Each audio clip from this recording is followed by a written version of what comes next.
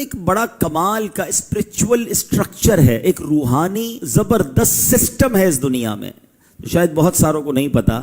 ہمارے ملک کا سسٹم ہوتا ہے کہ وزیر اعلیٰ ہوتے ہیں، صوبے کے گورنر ہوتے ہیں، پھر وزیر اعظم ہوتا ہے، پھر صدر ہوتا ہے، پھر کچھ ممالک کا آپس میں اتحاد ہوتا ہے، تو کوئی کانٹیننٹ کے بیس پر دنیا کا سسٹم جو ہے وہ چلانے کے لیے بڑے سسٹم بنائے گئے ہیں۔ اولیاء کرام کا اس پوری دنیا میں ایک روحانی اسٹرکچر ہے، یعنی اس پوری دنیا کے نظام کو چلانے کے لیے کس طرح ذمہ داریاں بانٹی گئی ہیں۔ اب سنیے، اقطاب یہ کتب کی جمع ہے، اور کتب اللہ عز و جل کے ایسے عظیم الشان ولی کو کہتے ہیں جو ایک زمانے میں اور ایک وقت میں ایک ہی ہوتا ہے، پوری دنیا میں ایک ہی کتب ہوتا ہے، اسے غوث بھی کہتے ہیں۔ اور کتب اللہ عز و جل کا نہایت ہی مقرب اور اپنے زمانے کے تمام اولیاء کا سردار ہوتا ہے۔ وہ غوث اعظم تھے، بلکہ غوث اعظم کی شان تو یہ ہے کہ علماء کہتے ہیں اگر آج بھی کسی کو ولایت ملتی ہے نا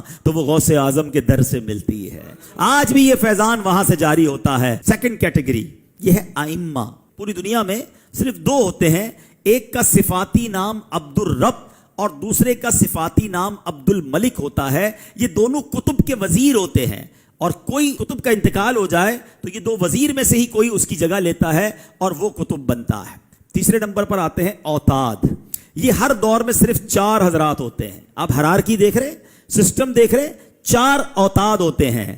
اللہ عز و جل ان چاروں کے ذریعے جو 4 ڈائمنشن ہیں، east, west, north and south, ان چاروں جہتوں کی حفاظت فرماتا ہے۔ سب کے پاس ایک ڈائریکشن ہوتی ہے جس کو یہ دیکھ رہے ہوتے ہیں۔ چوتھے نمبر پر ابدال، یہ ہر دور میں 7 ہوتے ہیں، ان کے ذریعے اللہ تعالیٰ 7 زمینوں کی حفاظت فرماتا ہے۔ 5ویں نمبر پر نقبا ہوتے ہیں، یہ ہر دور میں صرف 12 ہوتے ہیں، اور ان میں سے ہر نقیب آسمان کے جو 12 برج ہوتے ہیں ان کی ایک ایک برج کی خاصیتوں کا عالم ہوتا ہے۔ 6 نمبر پر آتی ہے بات نجبا کی، یہ ہر دور میں 8 ہوتے ہیں، ان حضرات کو احوال سے ہی قبولیت علامات ظاہر ہوتی ہیں۔ 7ویں نمبر پر رجبی ہوتے ہیں، یہ ہر دور میں 40 ہوتے ہیں، یہ ایسے بندے ہیں جن کا حال اللہ عز و جل کی عظمت کے ساتھ قائم ہے۔ 8ویں نمبر پر سنو، ہر زمانے میں یہ 300 افراد ہوتے ہیں جن کو کہا جاتا ہے، خود نبی پاک کی حدیث ہے، یہ قلب آدم پر ہیں۔ اس فرمان عالی کا مطلب یہ ہے کہ 300 افراد ایسے ہوتے ہیں جو قلب آدم علیہ السلام پر ہوتے ہیں۔ ہر دور میں 40 ہوتے ہیں جو قلب نوح علیہ السلام پر ہوتے ہیں۔ 10ویں نمبر پر قلب ابراہیم علیہ السلام کے مطابق خود نبی پاک فرماتے ہیں کہ ان کا مقام ہر طرح کے شک و شبے سے بلند و بالا ہے، سلامتی والا مقام ہے۔ یہ ہر زمانے میں 7 افراد ہوتے ہیں۔ 11ویں نمبر پر کیٹیگری آتی ہے قلب جبرائیل علیہ السلام کے مطابق، ان کی تعداد ہر دور میں 5 ہوتی ہے۔ حدیث میں ان کا بھی ذکر آیا، اس طریقے ولایت کے یہ بادشاہ ہوتے ہیں۔ 12ویں نمبر پر قلب میکائیل علیہ السلام کے مطابق یہ ہر زمانے میں 3 ہوتے ہیں۔ قلب اسرافیل علیہ السلام کے مطابق یہ ہستی ہر دور میں ایک ہی ہوتی ہے۔ پھر رجال الغیب آتے ہیں، یہ 10 اولیاء کرام ہوتے ہیں۔ پھر مظہر قوت خداوندی کی کیٹیگری آتی ہے، یہ ہر دور میں صرف 8 ہوتے ہیں۔ اس کے علاوہ بھی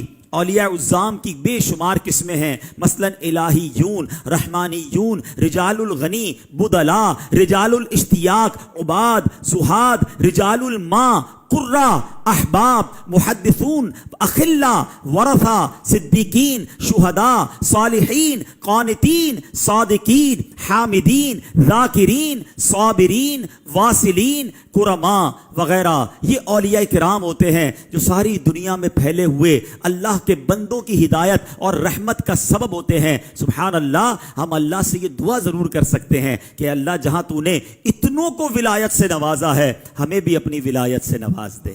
امیر اہل سنت کی ایک دعا ہے نا، تو اپنی ولایت کی خیرات دے دے میرے غوث کا وا۔ آمین آمین یا رب العالمین۔ تو یہ بات سننے کے بعد سیکھنے کو پتہ ہے کیا ملا؟ یہ جتنی میں نے کیٹیگریز بیان کی نا، ان کی گاڑی پر کوئی جھنڈا نہیں لگا ہوا ہوتا۔ ہاں، ان کی گاڑی کی نمبر پلیٹ چینج نہیں ہوتی کہ یہ ابدال کی گاڑی جا رہی ہے، کتب جا رہے ہیں۔ یہ جتنے لوگ ہیں نا یہ گمشدہ ہیں اور اللہ کی بارگاہ میں ان کا یہ مرتبہ ہوتا ہے.